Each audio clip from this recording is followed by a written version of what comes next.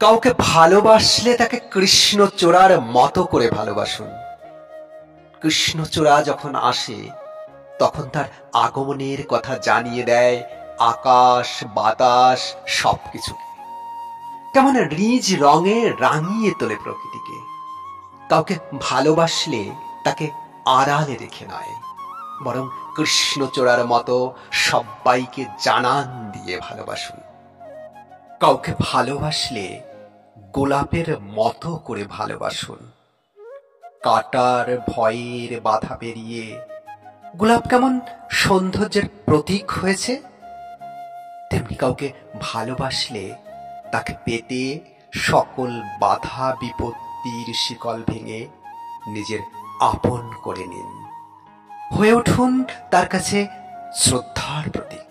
কাউকে ভালোবাসলে তাকে বকুল ফুলের মতো ভালোবাসুন।